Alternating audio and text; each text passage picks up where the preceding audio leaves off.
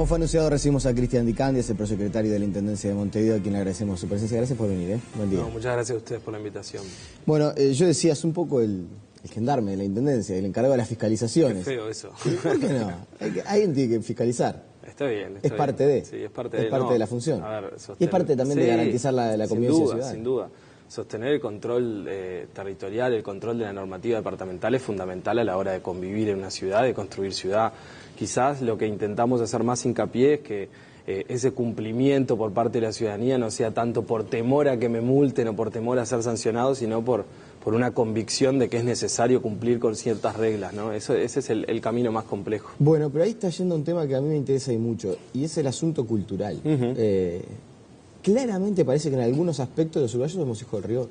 Sí, a veces parecemos ingobernables, pero... Por ejemplo, en el tema tránsito quedó claro, que se pusieron las cámaras que ni siquiera están en todas las esquinas, ni siquiera creo que todos los conductores sepamos bien dónde están, pero solamente el anuncio de que hay cámara y que están las fotomultas sirvió para bajar la velocidad, para que se circule un poco mejor, e incluso, lo más importante, para reducir la siniestralidad.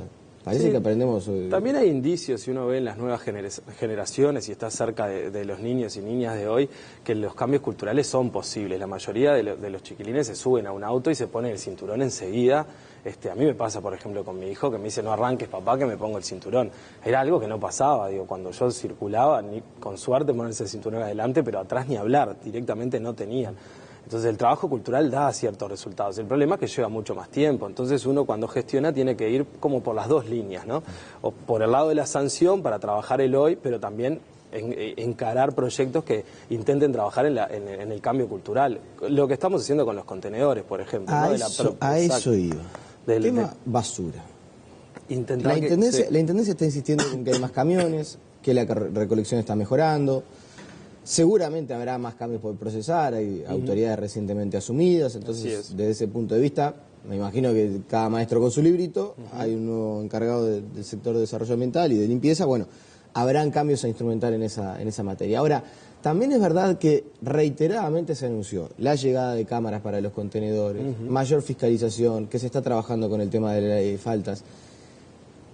¿Cuándo empezamos a educar a la gente en ese sentido? Más allá de las campañas en Twitter, de las campañas promocionales. ¿Cuándo empieza a llegar lo que se anunció en campaña? Las cámaras y la fiscalización. Es parte de un todo, ¿no? Si tú mencionabas bien que ahora tenemos los camiones, tenemos 4.000 contenedores más, tenemos un sistema de mantenimiento que funciona mucho mejor, todo eso tiene que ver con el hoy.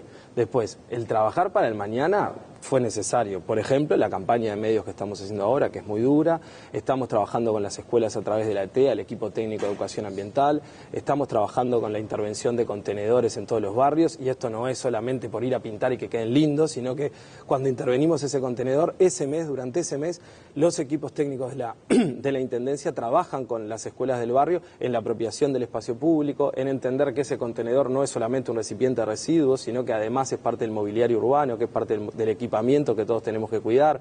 Acá el trabajo es por las dos líneas, por la parte de la gestión para hoy, pero también para el día de mañana. Y el día de mañana implica cambio cultural. Y en esto, como en todo lo que es construcción de ciudad, lo que decía hoy, necesitamos, si bien la Intendencia tiene un rol fundamental, de la ciudadanía. Sin la ciudadanía, uno no puede construir ciudad. Y esto es como cuando uno va por Rivera a las 5 de la tarde y para en doble fila porque va a bajar a pagar una cuenta sin importarle lo que viene detrás, ¿no? Ahí uno, el ciudadano, construye ciudad también con sus acciones todos los días.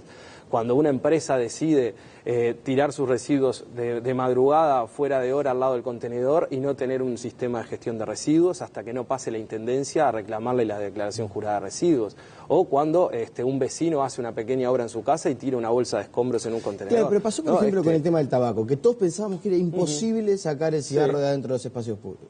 Llegó un verticalazo, un decreto, bueno, miren muchachos, a partir de ahora no se puede fumar adentro de los espacios cerrados. Los comerciantes protestaron un poco, sin embargo, con la basura hubo un cambio cultural. La norma está. ¿Y por qué no se cumple? Y bueno, habría que hacer algún estudio sociológico que nos está pasando a los uruguayos con ese tema. ¿Y no será que falta del rigor de aplicar la ley? Bueno, pero se ponen muchas multas, muchas sanciones.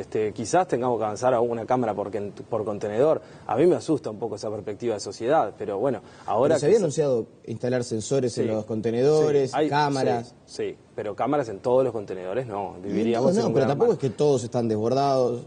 No es que en todas las situaciones. Hay algunos casos, a ver, hablemos con claridad. Hay algunos casos, por ejemplo, en algunos barrios donde los contenedores que se dan vueltas y las papeleras que se dan vueltas durante la madrugada nunca son donde hay cámaras, ¿no? Ahí uno puede llegar a pensar incluso que hay también ciertos operativos que son evidentes, ¿no? Nosotros trabajamos en intentar... No lo sé, pueden ser o no, pero es claro que cuando hay un barrio donde en varias manzanas se dan vuelta contenedores o se dan vuelta papeleras, pero no pasa en los lugares donde hay cámaras o de bancos o del ministerio, evidentemente alguna situación también hay. Pero bueno, más allá de eso hay que, como dice siempre el pelado, vamos arriba a dejarlo de lado. Nosotros tratamos de trabajar en dos ejes, de mejorar la gestión del día de la recolección de residuos y encarar luego políticas culturales para que los ciudadanos de hoy, sobre todo los que vienen después, sean mejor que nosotros. Pero la percepción es que hay gente que se dedica a ensuciar la ciudad. Sin dudas. No solamente... Sin lugar a dudas. No solamente porque no tiene la cultura de mantener limpio el espacio, no tiene la cultura de la convivencia, sino con algún otro fin. Nosotros tenemos sospechas de que sí. ¿En algún momento se había planteado alguna denuncia? En algún momento se agarró alguna camioneta también, ¿no? Claro, ¿y qué pasó con eso? Sí, no sé, habría que ver, no lo sé. Bueno, entonces al final no va a haber un plan de decir, bueno muchachos, a partir de tal día vamos a empezar a multar, vamos a empezar a fiscalizar. Si usted tira una latita de refresco, va en el auto, tira una latita de refresco para afuera y lo filmamos con la cámara, lo vamos a multar. Eso no va a pasar. Si los inspectores de la Intendencia agarran... ¿Pero cuántos inspectores hay? No, inspectores hay. El tema es que el inspector tiene que estar allí donde la persona está tirando la basura fuera del contenedor, agarrarlo, pedirle los datos y generarle el acta de constatación de multa, de la infracción, digamos, y que luego se genere la multa. Se generan multas, sobre todo las que tienen los contenedores que tienen cámaras o los basurales que eran un poco endémicos, que lo logramos solucionar cuando se colocaron las cámaras y se comenzaron a poner multas. Eso es una realidad. Bien. Hablando de temas culturales, hay un asunto que preocupa mucho, usted puso en su cuenta de Twitter y de hecho viene trabajando al respecto, el tema de los carritos impulsados por caballos, tracción a sangre, como se le llama. ¿Es posible pensar la erradicación de ese tipo de carritos de Montevideo? Sí, yo creo que es posible. A ver, no quiero generar, porque este es un tema delicado, que tiene muchísimas patas y no son las 4 del caballo, son muchos más. No quiero generar falsas expectativas. Nosotros queremos trabajar y estamos trabajando convencidos y como puse ayer sí en el Twitter, sin ninguna duda, de que el camino es ir hacia la sustitución.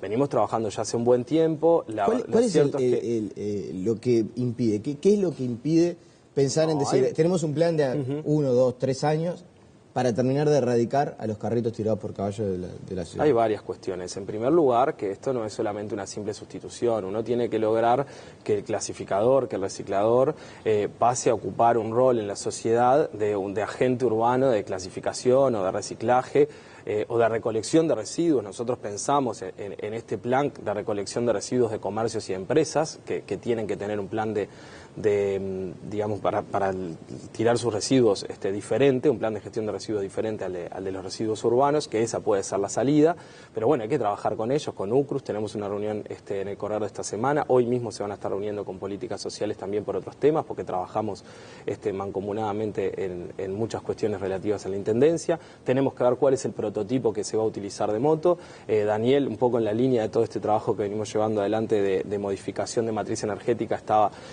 convencido que tenían que ser eléctricos. No fue tan fácil encontrar algún prototipo que pudiera servir, conseguimos uno, lo vamos a traer, vamos a probarlo primero, a ver si funciona. Si ese funciona, iríamos hacia adelante con ese prototipo eléctrico. Si no funciona, bueno, iríamos nuevamente a pensar en el motocarro, digamos, a gasolina común y corriente. O sea que van a probar carritos eléctricos para realizar la tarea de recolección de residuos por parte de estas personas que no son contratadas por la Intendencia, obviamente. Si el plan piloto funciona bien, avanzaríamos por allí. Si no funciona, bueno, como todo esto que está hecho por humanos es dinámico y veremos cuáles son las alternativas. ¿Y qué le otorgaría la alternativas. Intendencia a estas personas, a los clasificadores? Bueno, nosotros tenemos que generar varios convenios y varios contratos tipo. En un caso con quienes van a ocuparse del caballo, ¿no? Quienes nosotros, a las organizaciones nosotros le damos el caballo, ellos lo jubilan de alguna manera, es un animal que estuvo muchísimo tiempo haciendo tareas duras en la calle.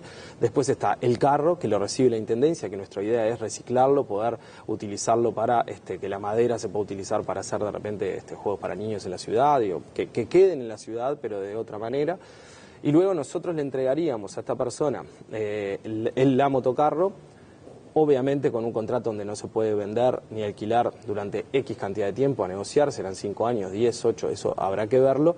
Y luego están las contraprestaciones también, que es parte de la negociación que tenemos que llevar adelante con UCRUZ también. Cuando me habla de las contraprestaciones, ¿de qué habla? ¿De repente recibir un salario ficto?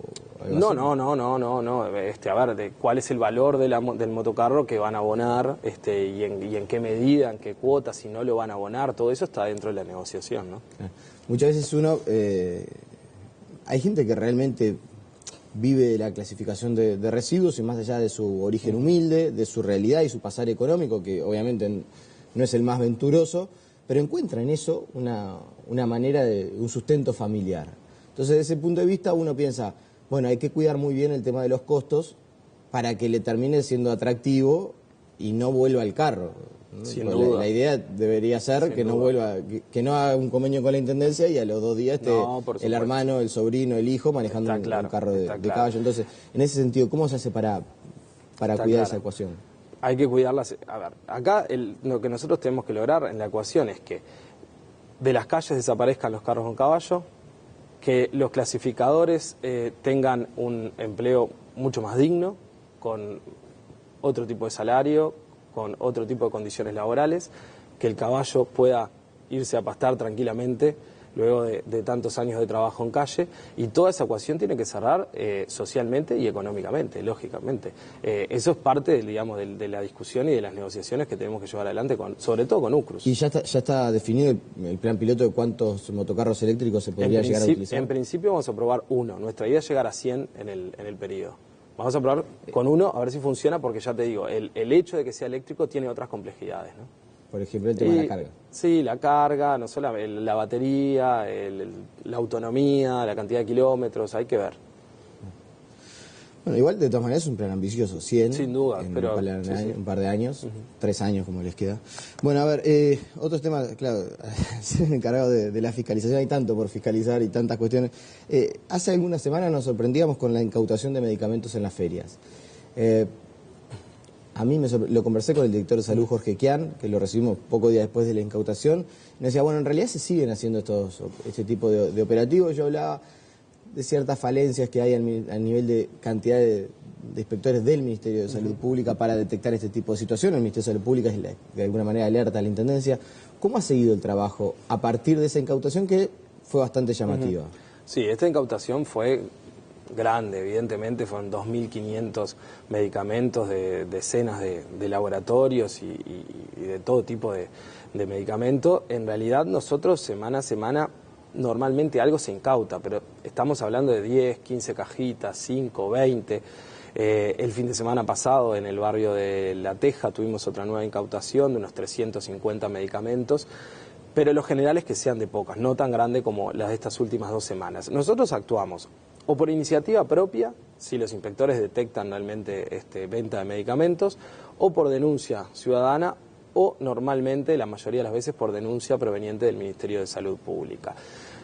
En este tema, como en tantos otros, lo que hacemos, Inspección General, desde la Intendencia, es poner a disposición de otros órganos del Estado un cuerpo de inspectores que está en el territorio las 24 horas, los 365 días del año. Hace poco incautamos en el Mercado del Cordón 12.000 prendas en un operativo conjunto a la aduana, ¿no? A aduanas, y 12.000 prendas fueron falsificadas, digamos, de contrabando. En este caso fue junto con el Ministerio de Salud Pública. El Mercado del Cordón es el que se conocía como los techitos verdes. Sí, exactamente. O sea, nosotros siempre estamos haciendo operativos conjuntos con otros organismos del Estado, en este caso con el Ministerio de Salud Pública. Creo que lo importante acá es que cuando hay alguien que vende es porque hay alguien que compra, ¿no? Y la responsabilidad nuestra, no perder la oportunidad nunca de decirlo a la ciudadanía de no comprar ese tipo de medicamentos, pero además de denunciar cuando lo ve, ¿no? De denunciarlo cuando lo ve. Yo recuerdo muchas veces los dichos del fiscal de corte cuando habla del tema del robo de autos y de radios y dice el fiscal de corte muchas veces, ojo que también hay una organización con comportamientos mafiosos que está por detrás de repente, la venta de repuestos. Más allá de que haya alguien que compra, y hay que atacar en algún momento, no es competencia de la intendencia, pero en algún momento habrá que atacar de dónde salen esos medicamentos, quiénes se los roban de las instituciones de salud, pues seguramente se los roban de las instituciones de salud, quién está detrás de todo eso. Oficiamos al Ministerio de Salud Pública para que dé destino final a los medicamentos, sea porque lo destruyen o sea porque los devuelven a los laboratorios, y al Ministerio del Interior para que se haga la investigación pertinente, digamos, de la persona que vende y además de cuál es el origen de esos medicamentos.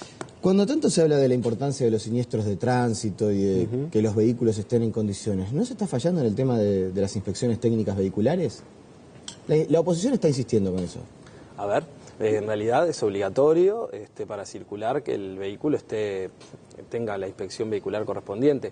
Lo que se está trabajando, que la oposición está insistiendo en estos días, digo, y que puede llegar a ser comprensible de algún modo, porque además incluso el intendente ha hablado públicamente de la importancia, es la inspección vehicular a motos. Que es un, sí, pero también hay algunas quejas sobre que el universo de vehículos que debería tener el autotest es mucho mayor al que en realidad lo tiene, y que eso no se fiscaliza por parte de la Intendencia. Cada vez que un inspector detiene un vehículo, además de pedirle, digamos, la libreta de conducir, la libreta de propiedad, también se fija el autotest. Digo, eso en todos los autos tienen su adhesivo allí adelante y cuando no está es multado por eso. Si uno quiere presentar a alguien para sacar una libreta, precisa tener el autotest al día. Si uno quiere vender un auto, tiene que tener el autotest al día. Digamos, los filtros son bastantes. Obviamente siempre está el típico uruguayo que puede buscarle la vuelta para no tenerlo, pero filtros hay suficientes. Y en el tema de las motos, que se decía, por ejemplo, que había una planta que ya estaba pronta, que estaba... así, lo único que faltaba era la habilitación de la Intendencia. Sí, yo fui a... Dice el edil Diego Rodríguez, yo fui con Dicandia, la verdad, agradezco que Dicandia haya ido, pero después el expediente quedó muerto. Sí, es verdad, a mí el edil Diego Rodríguez me pidió para ir a visitar la planta, fuimos a verla, la verdad que la planta estaba pronta para comenzar a funcionar, aparentemente hubo... conversaciones, digo, yo no era parte de la administración anterior, pero como una inminente puesta en funcionamiento de la inspección vehicular para motos, en los hechos no se dio en la administración anterior y en esta administración todavía no se han hecho los cambios normativos necesarios para empezar esa inspección vehicular. Así habrá que ver en el cronograma de movilidad urbana dónde es que está esa modificación, ¿no? Claro, y en ese sentido... ¿tienen alguna perspectiva de en qué plazo se puede llegar a controlar eso? Yo lo desconozco, lo que sí sé es que desconozco el plazo, pero ahora sí sé que el intendente lo he visto que el intendente ha públicamente manifestado la necesidad y la importancia de que se hagan inspecciones vehiculares a motos, eso está claro. O sea que se van a empezar a controlar también... A ver, después que las motos estén en condiciones de circular. Desde el momento que el intendente lo habla públicamente, porque está dentro del cronograma de trabajo de movilidad urbana. Luego los procesos internos, allí yo los desconozco. Alguien puede estar diciendo del otro lado. Bueno, estamos reconociendo que existen carros y el tema de la fiscalización que quizás cuesta. Por un lado capaz que apretamos mucho y por otro tenemos como procesos un poco más largos. Bueno, pero a ver, los procesos que existieron en el tránsito durante este periodo... Por ejemplo, el tema de los carros, ¿no podría quizás en el proceso de negociación ponerse que no circulen en determinados lugares, a determinadas horas? Bueno, pero eso ya está, ojo, ya está. Montevideo tiene áreas, de hecho Ciudad Vieja, Cordón, Centro, Positos, hasta propios y hasta Avenida Italia, donde no deberían circular carros, son zonas de exclusión y generamos controles para eso. Lógicamente, a veces los agarrás como todo y muchas veces no, eso le pasa en el tránsito en general, ¿no? Dos temas y me quedan 3 minutos, así que vamos a tener que ser rápidos. Boliches. Coyote, ¿pidió la autorización para abrir en otro lugar? No, por lo menos, no como Coyote. Lo que sí estamos intentando, esto también es una necesidad de la Intendencia, es tener alguna oferta más de movida tropical en alguna zona de Montevideo, porque es cierto que la demanda es mayor que la oferta, no es suficiente. Este asunto ya lo hemos conversado. Sí. Bueno, está acá. Hablábamos del tema de la regulación de los boliches. Imagino sí, pero está más demorada de lo que ustedes hubieran pretendido. Sí, puede ser. Usted en algún momento me había anunciado o que tenía la intención de generar un espacio en el cual se sacara la movida de boliche de la zona del Parque Rodó, Cordón, para generar un lugar donde, bueno, todos los boliches confluyeran. ¿En qué está eso? Sí, nuestra idea siempre fue descentralizar. Cuando comenzamos la gestión estaba centralizado prácticamente toda la movida nocturna en 5 manzanas.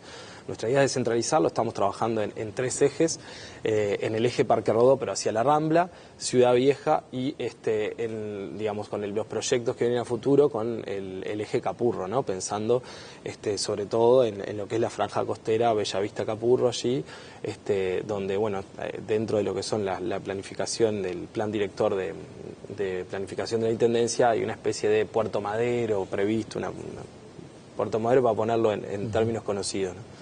Eso sería como, digamos, el triángulo. Sería, se generaría en todo la polémica por la cancha de Fénix y todo eso incluido. O sea, esa zona vendría a ser... Claro, en realidad más hacia Bellavista, es la parte más donde terminan o comienzan los accesos, depende como uno de dónde. De la desembocadura de Boulevard.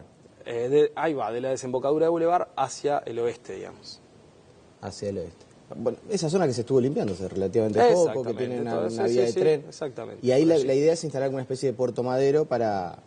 La idea es trabajar allí junto con el plan Bellavista Capurro, que obviamente Capurro implica también las obras en el Parque Capurro, no me refiero a la cancha, sino en el parque mismo, porque esto llegó a algunas idas y vueltas, y a la Plaza Capurro. ¿Se comienza ahora? Bueno, instalamos una comisión que estamos trabajando con la directiva, todavía no nos hemos reunido, pero nosotros ya tenemos por lo menos desde la Intendencia los integrantes, que va a ser Ana Rivera por planificación, Jorge González y yo, y bueno, estamos esperando los miembros de la directiva de Fénix para empezar a trabajar en eso. La idea es que quede dentro del barrio. A mí me dijeron que ya hay un predio que se le ofreció. Sí, hay un par de ideas. No que se le ofreció, pero Fénix tiene un par de ideas. La directiva planteó en la reunión que tuvimos con el intendente, como para quedar en el barrio, digamos, dejar los planes de la intendencia correr, que son para recuperar la bahía para toda la ciudadanía, pero que Fénix no se tenga que ir del barrio. Y ese plan, que parece ambicioso, ¿no? A uno habla de generar un Puerto Madero, del tema del aerocarril. Son procesos largos. No es para este periodo de gobierno. Pero en algún momento tienen que empezar, son procesos largos. Hay cuestiones que tienen que ver con la gestión que uno sabe que les va a ver luz, y hay otras que hay que comenzarlos y bueno, y eso terminarán. El dinero lo pondría un privado.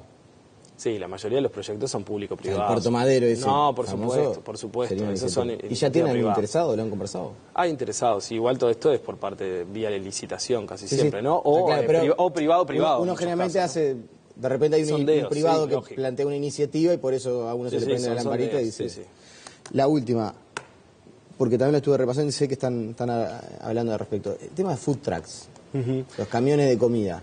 ¿Se va a hacer una habilitación especial? ¿Qué lo que estamos trabajando es en que seguramente terminemos en los próximos días, en las próximas semanas, porque venimos trabajando a 2 reuniones semanales en la Comisión Mixta de Alimentos en Vía Pública, que está integrada por el Ejecutivo Legislativo, en un marco único de alimentos en vía pública, desde donde nosotros podamos trabajar sea garrapiñada, torta frita, móviles de alimentos que hagan chorizo y hamburguesas o que hagan lo que hagan. Estamos trabajando con un proyecto que nos permita unificar todo lo que es el marco normativo de alimentos en vía pública y a partir de allí se va a trabajar en base a proyectos alimentarios. Si el proyecto alimentario está aprobado por bromatología, puede trabajar.